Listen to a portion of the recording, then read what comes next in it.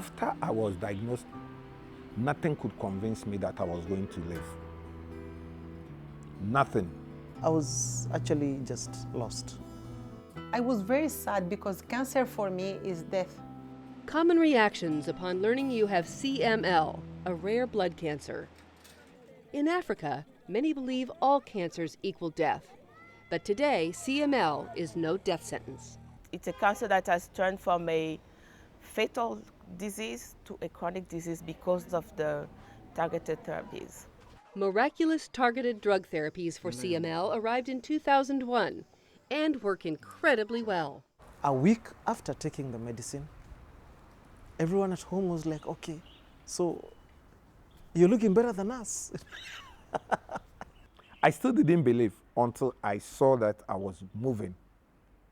Then I said, this medicine is going to work. I consider myself that I was very lucky because I had good treatment in time, and that's why I am okay now. I can have a normal life. Bahija from Marrakesh, Morocco. Wife, mother, teacher, writer. She's been living with CML for 14 years. Gershon from Accra, Ghana. Contractor, husband, and father of 5, diagnosed 6 years ago.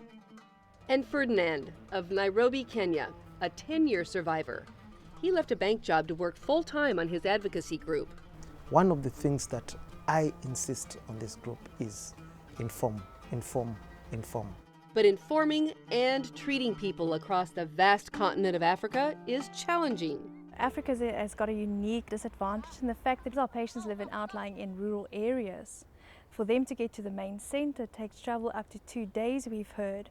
And for them to get funds to get to the main center is quite a challenge, and therefore patients have access to treatment but cannot reach necessarily the treatment. The medical principal's wife had CML. To tackle that problem and others, patient advocates from all over Africa gather once a year, this time in Marrakesh, Morocco.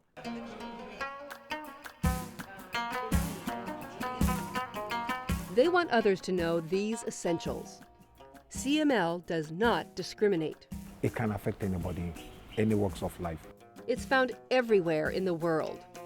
Like most cancers, early diagnosis is critical.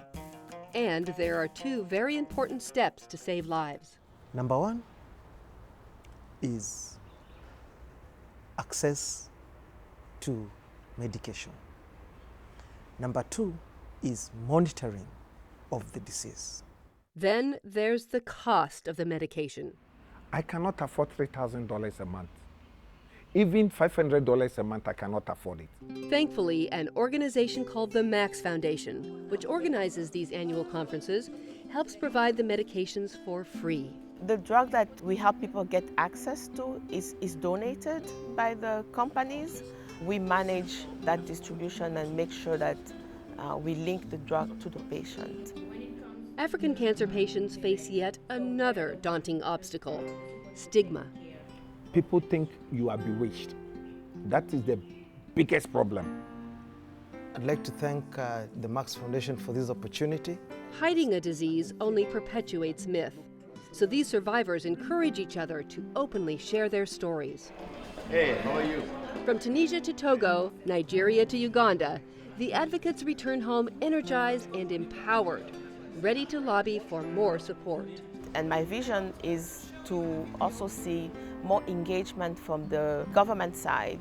And we are willing to meet the government as partners and sit on the table and find a way forward for everyone. So if I am able to inform my patients about the best practices about CML, then it means they are able to fight the cancer better. And the most important thing in my life, that I become the hope of other people. People need to know that there is hope. So if we unite and have a collective voice in Africa, we can make the change together.